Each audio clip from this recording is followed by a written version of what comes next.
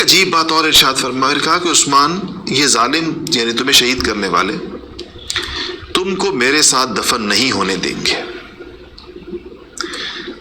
اس پر حضرت عثمان روئے کہ یا رسول اللہ میں تو کہ یہاں پہ قریب دفن ہوا، کہا نہیں وہ نہیں ہونے دیں گے، لیکن عثمان تمہیں جہاں بھی دفن کر دیا جائے، تمہاری قبر سے لے کر میری قبر کے درمیان جتنی جگہ ہوگی، جتنا علاقہ ہوگا، اس میں کوئی جتنے لوگ دفن ہوں گے ان سب کی اللہ مغفرت کر دے گا۔ عائشہ فرماتی ہیں یہ بات میں نے سنی، لیکن اس کے بعد عثمان چلے گئے اور مجھے اللہ پاک نے یہ بات بھلا دی۔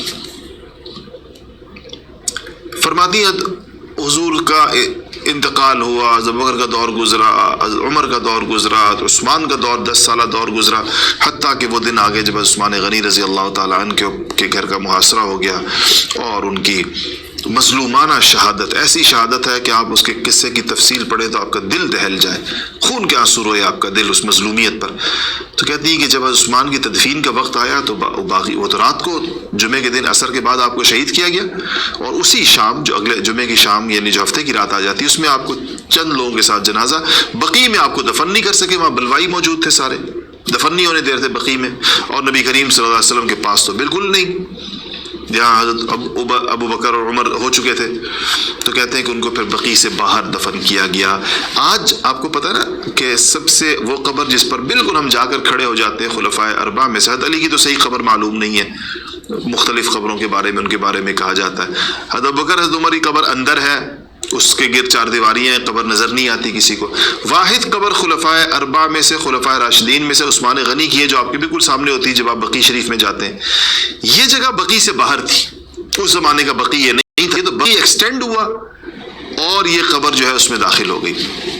فرماتی ہیں کہ جب یہاں دفن ہوا عثمان مجبوراً یہاں دفن ہے، اس زمانے میں بقیع سے باہر تھا، جنگل تھا، تو مجھے بات یاد آئی اور میں نے حضرت علی مرتضیٰ شیر خدا سے کہا کہ مجھے یہ قصہ یاد آیا، جو حدیث آئی، تو حضرت علی نے فرمایا جو آخری بات جب یہ سنی کہ تو تمہاری قبر اور میری قبر کے درمیان جتنے لوگ بھی دفن ہو جائیں گے وہ سب کے سب کی اللہ مغفرت فرما دے گا، تو علی کہتے ہیں کہ اماں اگر آپ عائشہ سے کہا کہ اگر آپ یہ بات مجھے پہلے بتا دیتی ہیں تو عثمان کی تدفین سے پہلے، تو ہم حضرت عثمان رضی اللہ تعالیٰ عنہ کو لے جا کر یمن کے شہر صنعاء میں دفن کرتے، تاکہ صنعاء سے لے کر مدینہ تک اس ساری زمین میں جو بھی دفن ہو اللہ جل شانہ اس کی مغفرت فرما دے۔ حضور نے اتنی بڑی بشارت دی ہے عثمان غنی کو۔ اس سے متعلق کچھ احادیث، ساری تو نہیں، پورا قصے سے اس کے کچھ حصوں کی احادیث آج کے سبق میں آگے آئیں گی، تو ہم آگے پڑھتے ہیں۔ حدیث نمبر اگلی 145، اور یہ روایت ہے ترمذی کی، اور اس میں ترمذی کی حدیث 3698 عن طلحہ بن عبید اللہ، طلحہ بن عبید اللہ عشرہ مبشرہ میں سے ہیں، یہ ان 6 لوگوں میں سے جن کو حضرت عمر فاروق رضی اللہ تعالیٰ عنہ نے، دیکھیں حضرت عمر فاروق رضی اللہ تعالیٰ عنہ نے اپنی آخری دنوں میں اپنی جگہ جانشین کے لیے 6 افراد کی کمیٹی بنائی تھی۔ ان میں کون کون تھے؟ عثمان غنی، علی مرتضیٰ، طلحہ بن عبید اللہ، زبیر ابن عوام، اور حضرت سعد بن ابی وقاص، اور حضرت عبد الرحمن ابن عوف۔ 6 عشرہ مبشرہ میں سے 6، ایک بندہ چھوڑ دیا تھا عشرہ مبشرہ میں سے جن کو نہیں ڈالا کمیٹی میں۔ ابو عبیدہ ابن جراح کا انتقال ہو چکا ہے، اور حضرت عمر کا انتقال ہو رہا ہے، اور ابو بکر صدیق کا انتقال ہو گیا ہے۔ 3 ہی آؤٹ ہو گئے انتقال کی وجہ سے، یعنی ابو بکر صدیق کا انتقال ہو چکا ہے، عمر فاروق دنیا سے جا رہے ہیں، ابو عبیدہ ابن جراح پہلے جا چکے ہیں، تو 3 گئے تو 7 لوگ رہ گئے۔ 6 کی کمیٹی بنا دی، سعید ابن زید کو نہیں ڈالا اس کمیٹی کے اندر، اور اس کی وجہ کیا تھی کہ وہ آپ کے بہنوئی بھی تھے اور آپ کے چچا زاد بھائی بھی تھے۔ یہ وہی بہنوئی ہیں، فاطمہ بنت خطاب کے شوہر ہیں، جس بہن کو حضرت عمر نے مارا تھا، اور جس بہن کے گھر میں حضرت عمر نے اسلام قبول کیا تھا، پہلا اسلام کا جو وہ جس بہنوئی کے گھر بہنوئی کو پٹائی کی، بہن کو بھی مارا، یہ وہی بہنوئی ہیں، چچا زاد بھائی بھی ہیں، سعید ابن زید۔ ان کو اس لیے نہیں ڈالا کمیٹی میں اس سورہ میں کہ کوئی یہ نہ کہے کہ اپنے ان کو، کیونکہ آپ نے کہا تھا ان 6 میں کسی کو بھی بنا دو۔ اس میں یہ ہوا کہ حضرت طلحہ نے اپنا ووٹ جو تھا وہ اپنی جو رائے تھی ان کی وہ حضرت عثمان کے بارے میں تھی، حضرت زبیر نے جو حضرت علی کے بارے میں دی تھی، اور پھر اس کے بعد جو ہے وہ حضرت عبد الرحمن ابن عوف جو تھے وہ انہوں نے کہا کہ میں اس میں جو تھے سعد بن ابی وقاص انہوں نے اپنا ووٹ حضرت عبد الرحمن ابن عوف کے حق میں دیا تھا. تو 3 لوگ رہ گئے، 3 تو نکل گئے، یعنی حضرت عثمان کا کہہ کر، اور حضرت زبیر نکل گئے حضرت علی کا کہہ کر، اور حضرت سعد بن ابی وقاص نکل گئے عبد الرحمن ابن عوف کا کہہ گئے. تو 3 لوگ رہ گئے. 3 رہ گئے. عبد الرحمن ابن عوف نے کہا کہ میں خود اپنے آپ کو دستبردار کرتا ہوں اس شرط پہ کہ آپ دونوں مجھے اپنا حق دے دیں، آپ دونوں مجھے فیصلے کی وہ دے دیں، آپ دونوں خود نکل رہا ہوں، اب آپ دونوں میں سے فیصلہ میں کر لوں گا. ان کا ٹھیک ہے آپ کو فیصلہ. انہوں نے سارے مدینہ میں گھومے، لوگوں سے ملاقاتیں کی، وہ کیا، بڑا انہوں نے ایک پورا مشورہ کیا ہر طرح سے، اور اس کے بعد لوگوں کو جمع کیا مسجد نبوی میں. اور عثمان ابن سے پہلی بیعت حضرت عبد الرحمن ابن عوف نے کی عثمان غنی رضی اللہ تعالیٰ عنہ کے ہاتھ پر، تیسرے امیر المؤمنین اور تیسرے خلیفۃ المسلمین کے طور پر. پہلی بیعت عبد الرحمن ابن عوف نے کی، اور دوسری بیعت سیدنا علی مرتضیٰ شیر خدا رضی اللہ تعالیٰ عنہ کرم اللہ وجہ، دوسری بیعت انہوں نے کی. یہ حضرات مخلصین کے آپس کے تعلقات تھے. یہ طلحہ بن عبید اللہ روایت فرماتے کیا کہتے ہیں؟ قال النبی صلی اللہ علیہ وسلم، نبی کریم صلی اللہ علیہ وسلم نے فرمایا لکل نبی رفیق، ہر نبی کا ایک رفیق ہوتا ہے، ہر نبی کا ایک رفیق ہوتا ہے.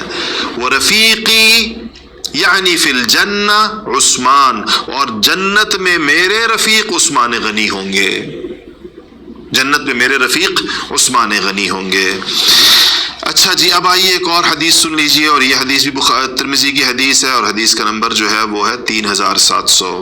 عن عبد الرحمن ابن خباب، عبد الرحمن ابن خباب کہتے ہیں کہ شہدت النبی صلی اللہ علیہ وسلم وهو يحث على جيش العسرہ، میں نبی کریم صلی اللہ علیہ وسلم کی خدمت میں حاضر ہوا. شہدت کا مطلب حاضر ہونا. وهو يحث، آپ ترغیب دے رہے تھے. کس چیز کی؟ غزوہ تبوک کے لیے آپ چندہ فرما رہے تھے، صحابہ کو ترغیب دے رہے تھے کہ خرچ کرو، پیسے لگاؤ. غزوہ کس کے لیے؟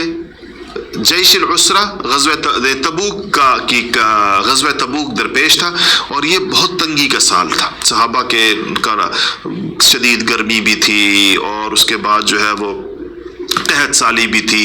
عسرت عربی میں کہتے ہیں تنگی کو، مالی پریشانی کو خاص طور پر. تو یہ چونکہ اتنی پریشانی کا وقت تھا کہ اس میں لوگوں کے پاس کچھ نہیں تھا، اس وقت آپ کھڑے ہوئے اور آپ نے ترغیب دی سب کو. تو کہا جب آپ نے ترغیب دی، یحثو کہتے ہیں ترغیب دینے کو، یحثو یعنی موٹیویٹ کرنے کو، ان کو اس کے لیے ایک تیار کرنے کو، لوگوں کے جذبے بڑھانے کو کہ خرچ کرو اس لشکر میں، مطلب بتاؤ کیا دیتے ہو. تو کہا کہ فقام عثمان کھڑے ہو گئے. اب اس سے پتہ چلتا ہے کہ کبھی کبھی دینا اعلانیہ، سر و علانیہ. کبھی کبھی تو آپ جب آپ کا ایسا معاملہ ہو نا جس میں آپ نے کسی کی انڈیویجولی ہیلپ کرنی ہے تو خاموشی کے ساتھ کریں. وہ ایک ہے دائیں ہاتھ سے دیں تو بائیں ہاتھ کو پتہ نہ چلے.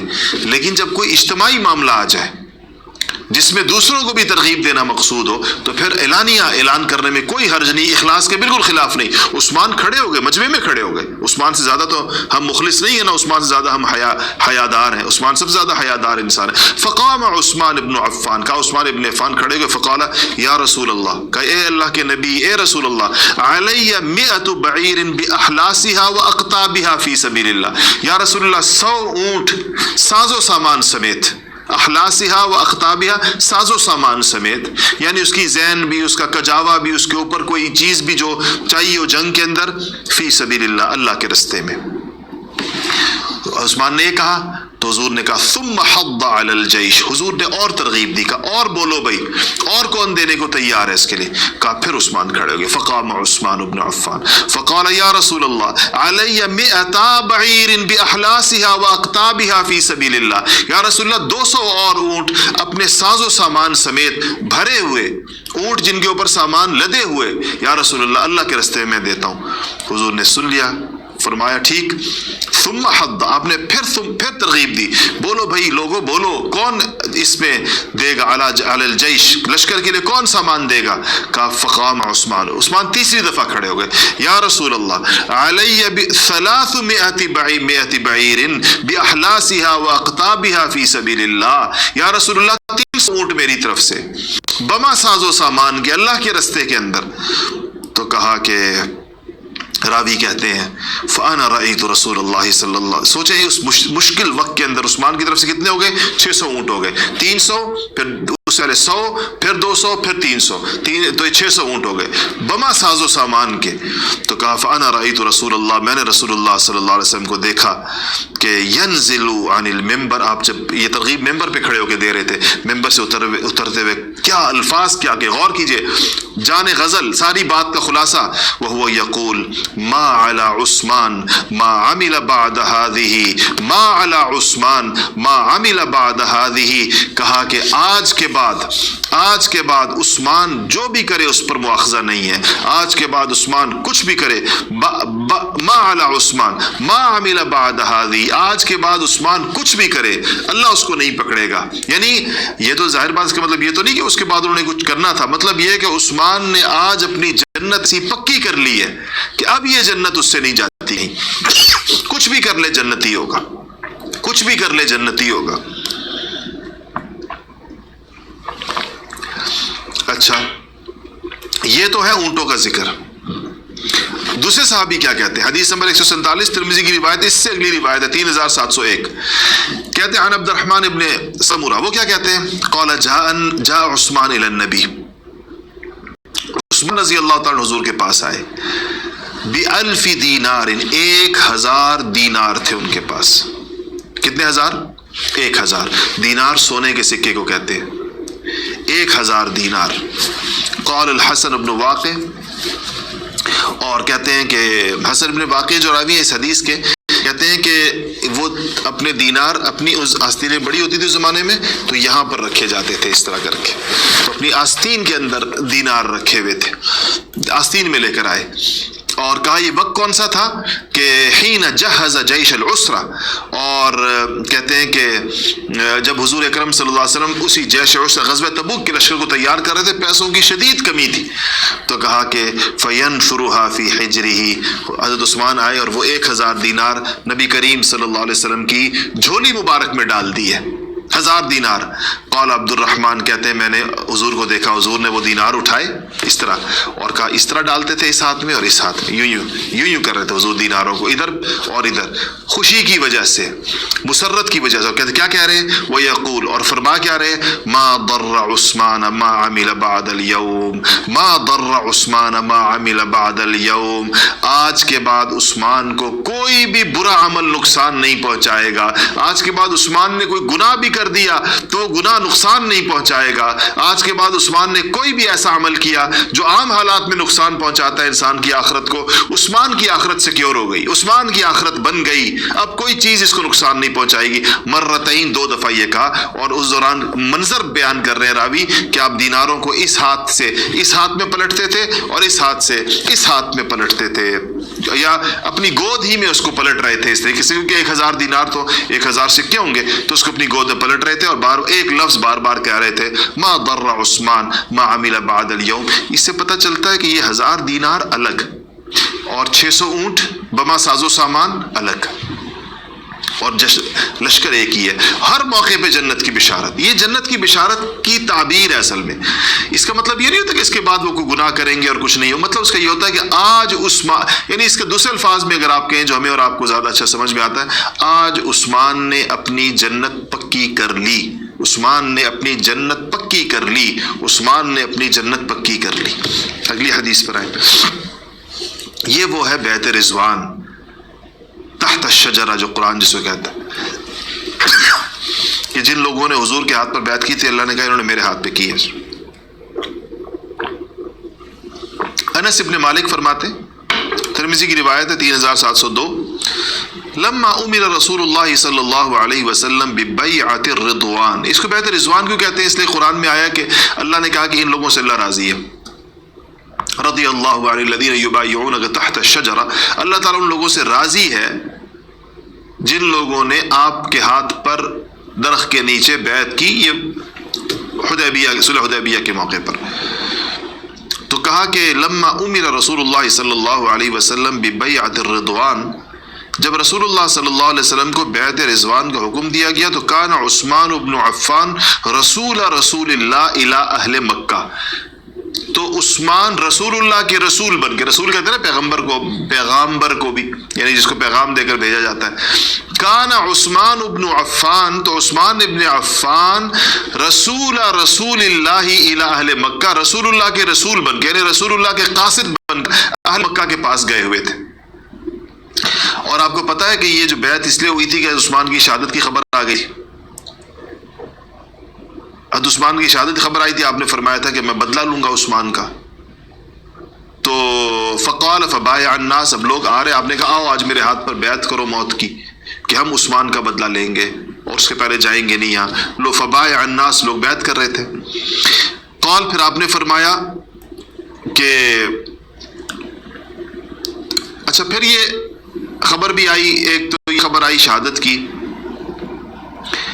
پھر یہ خبر آئی کہ خبر ٹھیک نہیں ہے، یعنی ایک گو مگو سی صورتحال تھی۔ عثمان کی شہادت کی خبر یہ کوئی خبر تھی کہ محصور کر لیا گیا ہے، تو حضور نے فرمایا کہ ان عثمان فی حاجت اللہ و حاجت رسولہ، فی حاجت اللہ و حاجت رسولہ، کہ عثمان اللہ اور اس کے رسول کے کام سے گئے ہوئے مکہ، اللہ اور اس کے رسول کے کام سے، میں نے بھیجا ہے، اللہ کے حکم پر بھیجا ہے۔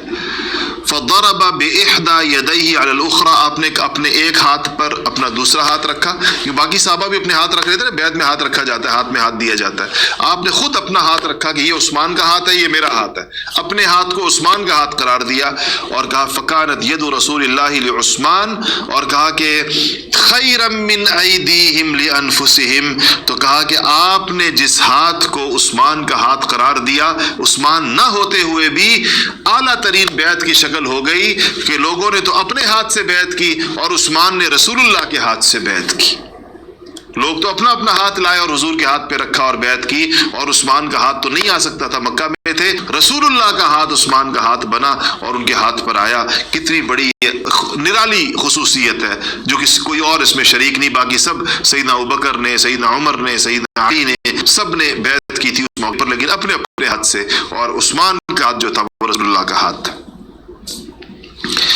اب جو اگلی حدیث میں آپ کو بیان کر رہا ہوں، یہ آپ سنیں اور دل آپ کا جو ہے وہ کلیجہ منہ کو آئے گا اس کو سن کر۔ تھوڑی سی طویل حدیث ہے، بخاری، یہ ترمذی کی روایت ہے 3703۔ سیدنا عثمان غنی رضی اللہ تعالیٰ عنہ کے گھر کا محاصرہ ہو چکا ہے، 40 دن گزر چکے ہیں، پانی بند ہے، گھر پانی نہیں جانے دیا جا رہا، سمندر کا پانی کہیں سے پڑا ہوا ہے گھر میں جو پینے کے لیے نہیں ہوتا تھا، لیکن مجبوراً اب کھارا پانی پیا جا رہا ہے عثمان غنی کے گھر میں۔ مسجد جانے کی اجازت نہیں ہے، گھر کا محاصرہ ہے، ان کو بند کیا ہوا ہے گھر میں، اور گھر کے باہر باغی ہیں۔ یہ فرماتے ہیں صاحب کے عن ثمامہ بن حزن القشیری قال شہدت الدار حین اشرف علیہم عثمان، کہا کہ سیدنا عثمان، میں گھر میں موجود تھا عثمان کے اس وقت، تو اشرف علیہم عثمان، عثمان نے جھانک کر باہر دیکھا اپنے گھر سے، یہ لوگ کھڑے تھے بلوائی سارے، فقال، ان سے کہا کہ ائتونی بصاحبیکم اللذین اللباکم علی، تو ان سے کہا کہ تم میرے سامنے، کسی سے کہا کہ اپنے وہ دونوں بندے لے کر آؤ جنہیں تم نے میرے خلاف، جنہوں نے میرے خلاف تم سب لوگوں کو جمع کیا، جو 2 لیڈر تھے، کہا ان کو بلاؤ ذرا، میں ان سے کچھ بات کریں، ان لیڈروں کو بلاؤ دونوں کو ذرا، جنہوں نے میرے گھر کے محاصرے پر سال لوگوں کو جمع کیا ہوا ہے۔ کیسے الفاظ کیا ہیں کہ ائتونی، لے کر آؤ میرے پاس، بصاحبیکم، اپنے ان 2 لیڈروں کو، اللذین اللباکم علی، جنہوں نے تم سب کو میرے خلاف لا کر میرے گھر کو بند کر کے محاصرہ کیا ہے، ان کو بلاؤ۔ قال فجیء بہما، کہتے ہیں ان کو لے آئے،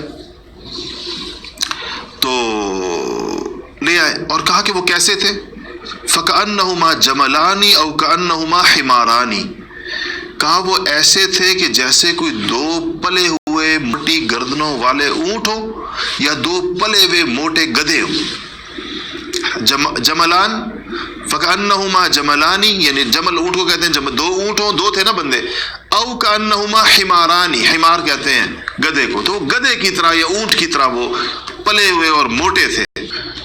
قال فاشرف علیہم عثمان، تو عثمان وہ آگے سامنے آگے، عثمان تو اوپر تھے، چھت پر تھے، اپنے گھر کی چھت سے، تو کہا ادھر سے عثمان نے ان کو کہا کہ آپ نے جھانکا نیچے، دونوں جب آگے، فقال انشدکم باللہ والاسلام، کہا کہ میں تمہیں اللہ کا اور اسلام کا واسطہ دے کر پوچھتا ہوں. اپنے آپ کو مسلمان کہتے ہو، اللہ کو رب العالمین مانتے ہو.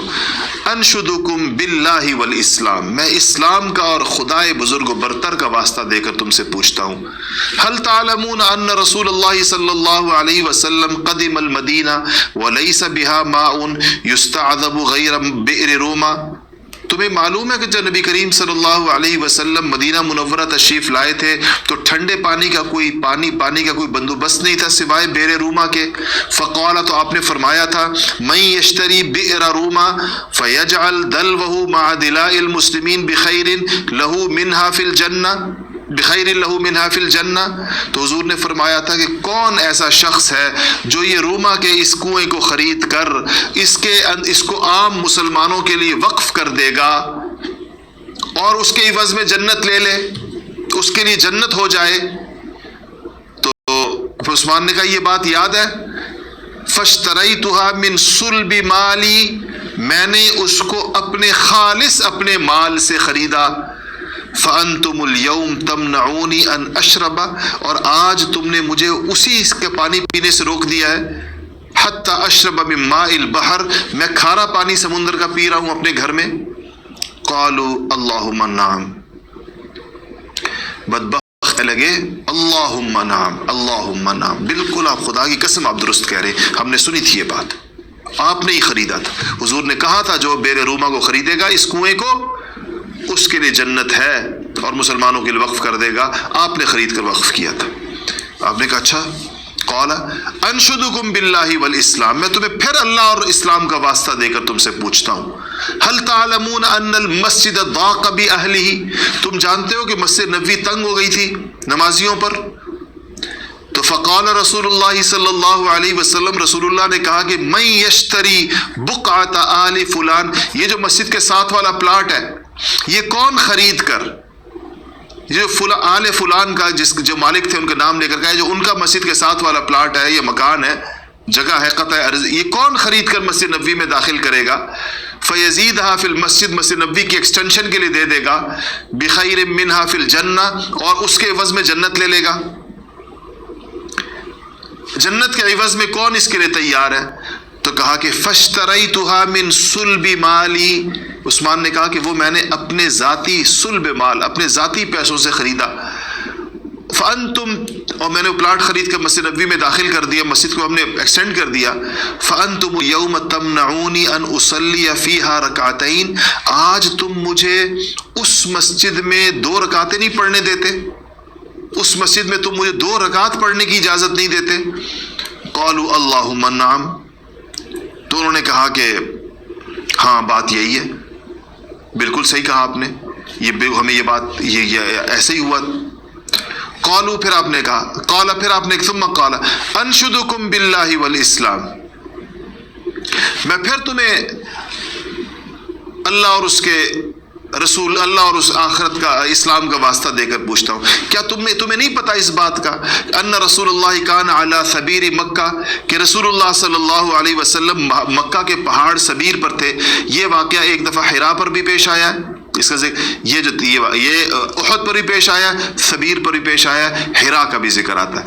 یعنی یہ 3 دفعہ یہ واقعہ پیش آیا ہے، 3 مختلف حدیثوں. آپ کو یاد ہوگا میں نے احد والا پہلے سنا چکا ہوں، جو احد میں، وہ مدینہ میں احد، اور سبیر تو مکہ میں. انہوں نے کہا علی سبیر مکہ، مکہ کے سبیر پہاڑ پر پیش آیا. تمہیں یاد ہے؟ یعنی تم لوگوں نے یہ بات سنی یا نہیں سنی، یا تم لوگ اس سے واقف ہو یا نہیں ہو؟ کیا ومعہ ابو بکر و عمر، کہا کہ ہم مکہ کے سبیر پہاڑ پر، میں رسول اللہ کے ساتھ کھڑا تھا اور رسول اللہ کے ساتھ ابو بکر و عمر رضی اللہ عنہ بھی تھے، وانا، اور میں تھا. فتحرک الجبل، پہاڑ ہلا.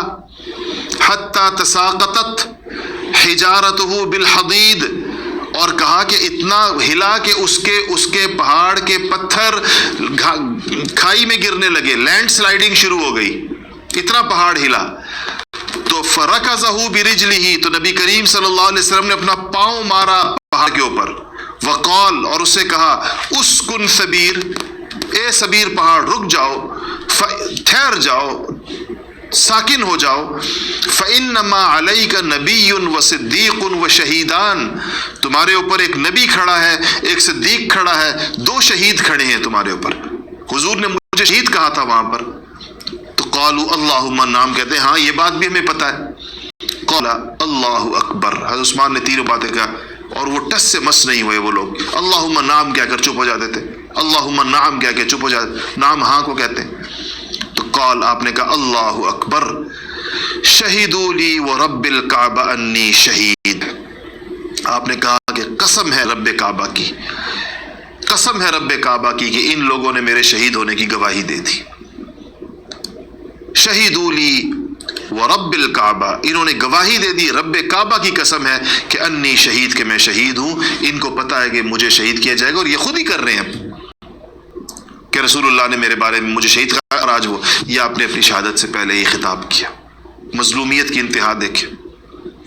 یہ تو چونکہ مسلمانوں میں اہل سنت کے ہاں خاص طور پر حضرات صحابہ کے لیے اگر اس واقعے کو آپ اس طرح ان 40 دنوں کا شروع کر دیں، اس کے نوحے، اور اس کے لیے اگر کوئی ایسی چیز جس سے پوری پتہ چلے کہ حضرت عثمان کے ساتھ کیا ہوا، تو اس پر تو بہت رویا رلایا جا سکتا ہے. لیکن یہ نبی نہ صحابہ کا مزاج تھا، نہ شریعت اسلام میں کسی سانحے کو مدتوں تک اس پر رونے. 3 دن کا وہ ہے، کیا کہنا ہے، سوگ ہے، یا کہہ لیں کہ 3 دن کا طریقہ ہے کہ اس کے لیے اس کے بعد شہادت ہے، اور شہادت کو پر رویا دھویا نہیں جاتا.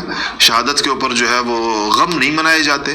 ہاں اس کا ذکر ہوتا ہے، جب بھی ہوتا ہے مسلمانوں کو ظاہر بات ہے آنکھوں میں آنسو بھی آئیں گے، اور اس پر جو ہے وہ ہوگا، اس میں کوئی، لیکن اس سے یہ ان حضرات کی سیرت پر صرف حادثات کا پردہ نہیں ڈالا جائے گا، بلکہ ان کی سیرت کے وہ پہلو روشن کیے جائیں گے جس کی وجہ سے پتہ چلے کہ یہ مقام ان کو کیسے ملا. تو یہ طویل حدیث تھی لیکن آپ نے سنی، اور یہ بہت ہی اہم حدیث ہے ترمذی شریف کی، جو عثمان غنی رضی اللہ تعالیٰ عنہ کے فضائل کا، ان کے وہ قاتل دشمن جو کھڑے تھے انہوں نے بھی مانے، وہ سارے کے سارے جو چند لمحوں کے بعد آپ کو قتل کرنے والے تھے.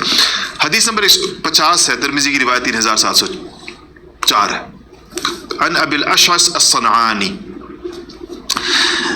یہ کہتے ہیں کہ ان خطباء قامت بالشام وفیہ رجال من اصحاب رسول اللہ صلی اللہ علیہ وسلم.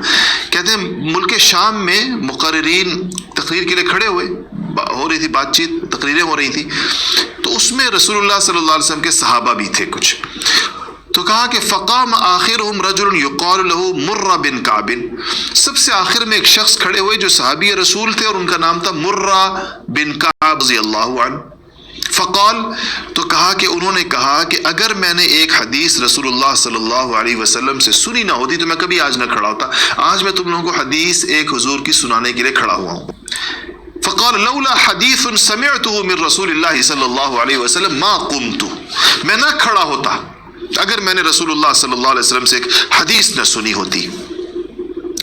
وذکر الفتن فقربها، اور انہوں نے کہا کہ پھر انہوں نے فتنوں کا ذکر کیا، کہا کہ اور بتایا کہ نہیں، نبی کریم صلی اللہ علیہ وسلم نے فتنوں کا ذکر کیا اور کہا کہ قریب ہیں یہ فتنے، ان کا یہ فتنے آئیں گے. ہم بیٹھے تھے مجلس مرہ کہتے ہیں، حضور فتنوں کا ذکر فرما رہے تھے، یہ فتنے آئیں گے اور یہ بہت قریب ہیں.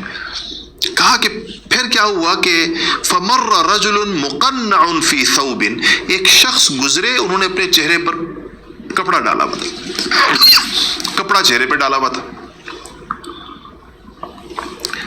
تو آپ نے کہا، حضور دیکھا کہ بندہ کپڑا ڈالے ہوئے جو جا رہے ہیں. فقال هذا يومئذ على الهدى، فرمایا کہ جب یہ فتنے آئیں گے جو میں تمہیں بتایا کہ یہ فتنے آئیں گے، یعنی مدینہ میں یہ کچھ ہوگا، هذا يومئذ على الهدى، یہ جو جا رہا ہے کپڑا اپنے منہ پر ڈال کر، یہ اس دن ہدایت کے اوپر ہوگا، یہ حق پر ہوگا. ہدایت پر ہوگا اس وقت پہ. کہتے ہیں مجھے فقمت الیہ، میں فوراً کھڑا ہو گیا کہ کون ہوگا، کس کا فرما رہے ہیں. کہتے ہیں میں نے جا کے کپڑے سے پہچانا تو نہیں جا رہا تھا، میں نے جا کے دیکھا تو فاذا ہوا عثمان بن عفان، وہ عثمان ابن عفان تھے.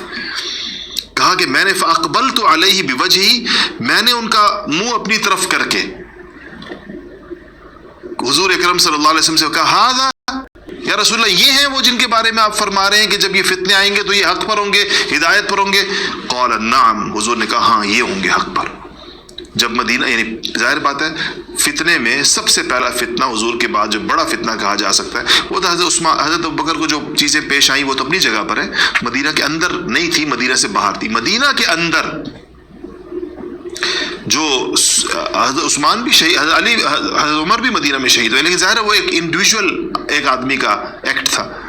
مدینہ میں جو افراتفری مچی ہے وہ عثمان غنی رضی اللہ تعالیٰ عنہ کی شہادت کے موقع بڑی اس کو سب سے بڑا فتنہ کہا جا سکتا ہے. تو کہا کہ میں، آپ نے فرمایا تو میں نے فقلت، تو یہ کہتے ہیں میں نے جا کر ان کا چہرہ اپنے سامنے کیا چونکہ وہ نظر نہیں، اور میں نے کہا ھذا، تو کہ میں نے کہا کہ یہ ہیں وہ یا رسول اللہ. فقال نعم، آپ نے کہا یہ ہے وہ.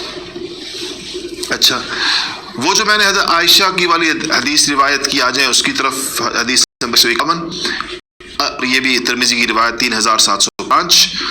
عن عائشہ رضی اللہ تعالی عنہ ان النبی صلی اللہ علیہ وسلم قال یا عثمان انه لعل الله يقمصك قميصا فان ارادوك على خلعه فلا تخلعه لهم وفي الحديث قصة طويلة. فرمایا کہ نبی کریم صلی اللہ علیہ وسلم نے فرمایا کہ اے عثمان انہو لعل اللہ یقمصک قمیصا، شاید اللہ تعالیٰ تمہیں کوئی کرتا پہنائے. کرتے سے کیا مراد ہے؟ خلعت خلافت، خلافت کا کرتا، کہ اللہ تمہیں خلیفہ بنائے گا. شاید اللہ تمہیں کوئی کرتا پہنائے. فَإِنْ أَرَادُوكَ عَلَى خَلْعِهِ، پھر اگر لوگ اسے اتارنا چاہیں تم سے، تمہیں معزول کرنا چاہیں، خلافت سے ہٹانا چاہیں، فَلَا تَخْلَعْهُ لَهُمْ، تو عثمان یہ نہیں اتارنا. وَفِي الْحَدِيثِ قِصَّةٌ طَوِيلَةٌ، یہ جملہ ہے امام ترمذی کا، کہتے ہیں اس حدیث میں لمبا قصہ ہے، وہ قصہ میں آپ کو سنا چکا شروع میں. یہ وہ وجہ تھی جو عثمان غنی مظلومانہ شہید ہو گئے، مگر آپ نے دستبرداری نہیں اختیار کی، جو کہ یہ لوگ کہہ رہے تھے کہ آپ دستبردار ہو جائیں، ہم آپ کو نہیں ماریں گے. آپ نے کہا کہ مجھے حضور نے منع کیا، حضور نے مجھے خلافت سے دستبردار ہونے سے منع فرمایا تھا اور کہا تھا صبر کرنا. اور آپ کو وہ حدیث بھی یاد ہے، باغ کے اندر پہلے بندہ آیا، پھر دوسرا بندہ آیا، تیسرا جب آیا کہا جنت کی بشارت دے دو اس کو، اعلیٰ بلوا یصیبہ، ایک آزمائش کے بعد شہادت ہوگی اس کی، ایک آزمائش سے گزرے گے، ایک مصیبت سے، ایک پریشانی سے گزریں گے. اور پھر ان کی وہ عثمان غنی تھے جب تیسرے، آپ کو یاد ہوگا پرسوں کی حدیث تھی غالباً یا کل کی، مجھے ذہن سے نکل گیا. آج کی آپ کے سامنے میں آخری روایت پڑھ دوں، اور یہ حدیث ہے ترمذی کی 3709. عن جابر رضی اللہ تعالیٰ عنہ فرماتے ہیں کہ قال اتی رسول اللہ صلی اللہ علیہ وسلم بجنازۃ، نبی کریم صلی اللہ علیہ وسلم کے سامنے جنازہ لایا گیا. بجنازۃ رجل لیصلی علیہ، آپ کے پاس جنازہ لایا گیا کہ آپ اس کی نماز جنازہ پڑھا دیجیے. لوگ لاتے تھے جنازے، جس طرح آج مسجد نبوی میں جنازے لائے جاتے ہیں.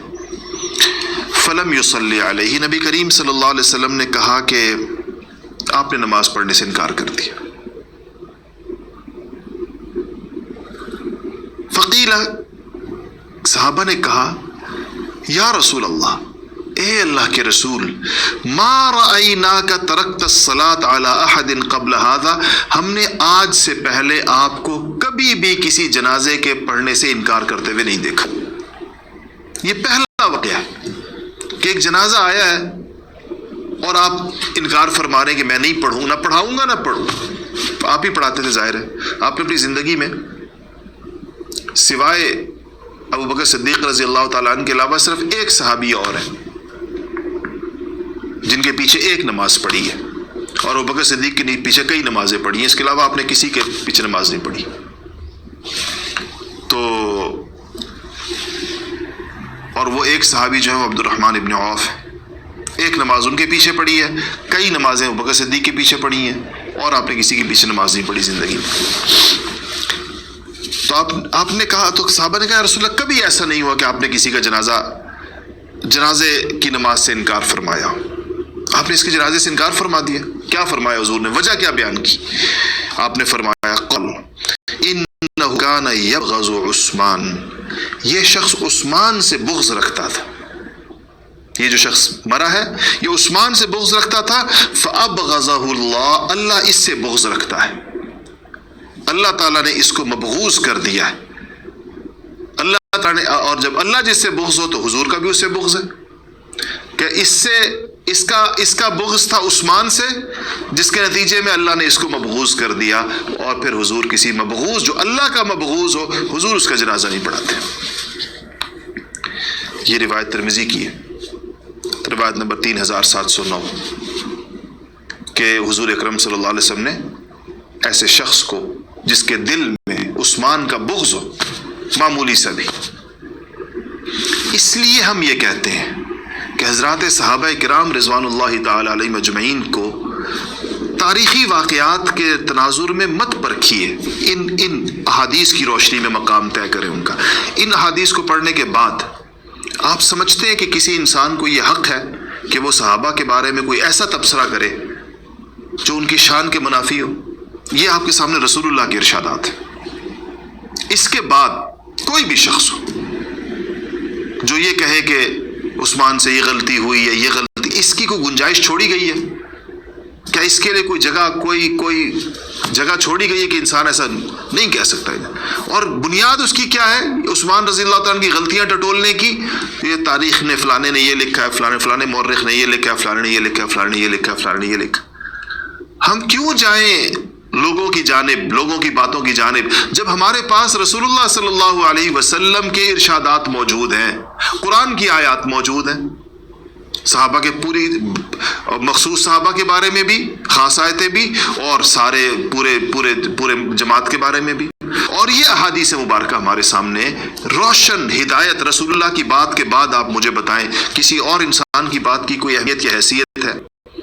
کسی اور انسان کے قول کی کوئی حیثیت ہو سکتی ہے جب رسول اللہ صلی اللہ علیہ وسلم کی باتیں آ گئی ہمارے سامنے؟ اور یہ تو ہمارے سامنے ہم نے 10 یا 11 حدیث پڑھنی ہوتی ہیں۔ آپ اٹھائیں حدیث شریف کی جتنی کتابیں ہیں اور صحابہ کے مناقب پڑھتے جائیں، اور ایک ایک صحابی کے نام سے جو مناقب پر باب قائم کیے محدثین نے، یہ اس شکر ادا کریں اللہ جل، آپ لوگ شکر ادا کریں اللہ جل شانہ کا کہ اللہ نے آپ کو ان لوگوں میں بنایا ہے جن کے دل صحابہ کی محبتوں سے لبریز ہیں۔ آپ کے بچوں کے نام صحابہ کے ناموں پر ہیں۔ کتنے گھرانے مبارک ہیں جن کے بچوں کے نام عمر، عثمان، حیدر، علی، ابو بکر، سعد، سعید، معاویہ، یہ نام رکھتے ہیں۔ یہ ہم عقیدت میں محبت میں رکھتے ہیں، اور یہ واقعات میں فیڈ بیک آ رہا ہے پرسوں چل رہے زیادہ صحابہ پر، تو سینکڑوں لوگ کہہ رہے ہیں کہ جی ہم حدیثیں سنتے ہیں، ہمارے دل جذبات سے لبریز ہو جاتے ہیں، ہماری آنکھیں نم ہو جاتی ہیں۔ یہ اللہ کا کتنا فضل ہے ہمارے اوپر کہ اللہ نے ہمیں ان کو شامل کیا ہے جن کے دل صحابہ کی باتیں سن کر، صحابہ کی حدیثیں سن کر، ان کے فضائل سن کر، ان کے مناقب سن کر، ان کا مقام اور ان کا مرتبہ سن کر، اللہ اور اس کے رسول کے ہاں ان کی عظمت اور ان کی اہمیت سن کر ہمارا دل خوشی سے اور ہمارا جذبات سے بھر جاتا ہے۔ اللہ نہ کرے ان لوگوں میں سے بھی تو ہم ہو سکتے تھے جو ان حضرات کا نام سن کے ان کے چہرے سیاہ ہو جاتے ہیں، ان کے دل بغض سے بھر جاتے ہیں، اور کچھ ایسے بدبخت بھی ہیں کہ ان کی زبانوں پر بھی وہ کچھ آتا ہے جو ان حضرات کے شائن شان نہیں ہے۔ تو اللہ جل شانہ نے ہمیں ان سے محبت عطا فرمائی ہے، اللہ پاک نے ہمیں ان کے ساتھ عقیدت عطا فرمائی ہے، اور اس بنیاد پر ہمیں یہ امید ہے اللہ تعالیٰ سے کہ یا اللہ تو آخرت میں ہمیں ان لوگوں کی ہماری اس ٹوٹی پھوٹی محبت کے صدقے، عمل نہیں ہے ہمارا ان جیسا، عمل تو ہمارا کسی جیسا بھی نہیں ہے، لیکن یا اللہ ہمیں جو ان سے محبت ہے، ان سے جو ہمیں عقیدت ہے، یا اللہ تو قیامت میں ہمیں ان کی جوتیوں میں، ان کے پاؤں میں کہیں، ان کی جوتیوں کے صدقے ہمیں بھی کہیں ان کے ساتھ کر دے اللہ جل شانہ۔ کیا پتہ کہ یہ محبت، یہ عقیدت، ان کے ساتھ ہمارا یہ تعلق، کیا خبر ہمیں آخرت میں اللہ جل شانہ کہے کہ جاؤ تم لوگوں کا عمل تو کچھ نہیں، مگر میرے ان پیاروں سے تم لوگوں کو محبت تھی، تم ان کے ترانے گاتے تھے دنیا میں، تم ان کے ساتھ اپنے آپ کو جوڑتے تھے دنیا میں، تم ان کے نقش قدم پر چلنے کی کوشش کرتے تھے، ان کے واقعات سن کر تمہیں مزہ آتا تھا، چلو تم بھی ان کے ساتھ ہو جاؤ، کیا خبر یہ چیز ہمارے لیے آخرت کا سرمایہ اور انشاءاللہ بن جائے گی۔ مجھے بڑی امید ہوتی ہے بعض اوقات کہ اس سے یہ اللہ جل شانہ کا خصوصی فضل الحمدللہ ہم پر، آپ پر، ہم ساروں پر ہے۔ اس پر ہم جتنا اللہ کا شکر ادا کریں وہ کم ہے۔ دعا کرتے ہمارا وقت پورا ہو گیا، اللہ جل شانہ ان چیزوں پر ہمیں عمل کی توفیق نصیب فرمائے۔ الحمدللہ رب العالمین والعاقبۃ للمتقین والصلاة والسلام علی سید الانبیاء والمرسلین۔ ربنا ظلمنا انفسنا وان لم تغفر لنا وترحمنا لنکونن من الخاسرین۔ رب اغفر وارحم وانت خیر الراحمین، رب اغفر وارحم وانت خیر الراحمین۔ یا رب العالمین ان حدیث پر ہم توفیق نصیب فرمائے۔ یا رب العالمین ان مبارک شخصیات، ان مبارک ہستیوں کی یا اللہ محبت اور عقیدت سے ہمارے دلوں کو لبریز فرما دیں، اور یا اللہ ہمیں ان کے مبارک اسوے پر، ان کی سیرتوں پر چلنے کی توفیق نصیب فرما دیں، چلنے کی توفیق نصیب فرما دیں، چلنے کی توفیق نصیب فرما دیں۔ یا اللہ یا اللہ یا اللہ، دنیا میں حضرات صحابہ کرام رضوان اللہ تعالی علیہم اجمعین کی عظمتوں کے ڈنکے بجا دیں، یا اللہ ان کی عظمتوں کا بول بالا فرما دیں۔ یا اللہ یا رب العالمین ہمیں اپنے بچوں کو ان سیرتوں کو پڑھا کر اس پر چلنے کی توفیق، چلنے کی ہدایت کرنے کی اور تربیت کرنے کی توفیق نصیب فرما دے۔ یا رب العالمین تمام مرحومین کی مغفرت فرما دیں۔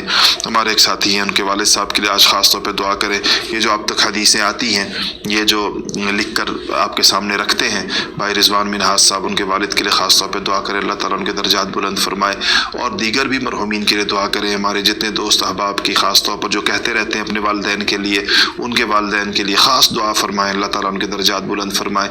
اور جو بھی جن کے والدین زندہ ہیں یا رب العالمین میری والدہ ماجدہ کے لیے بھی خاص طور پہ دعا فرمائیں۔ اللہ پاک ہم سب میں سے جن کے والدین زندہ ہیں، اللہ تعالیٰ ان کا سایہ صحت کے ساتھ، عافیت کے ساتھ، سلامتی کے ساتھ ہمارے سروں کے اوپر قائم و دائم رکھے، اور اللہ جل شانہ ہمیں ان کو جنت کا دروازہ سمجھ کر ان کی خدمت کرنے کی توفیق نصیب فرمائے۔ اللہ پاک ان کو ہم سے ہر دم راضی رکھے اور ہمیں ہر دم ان کا خدمت گزار رکھے۔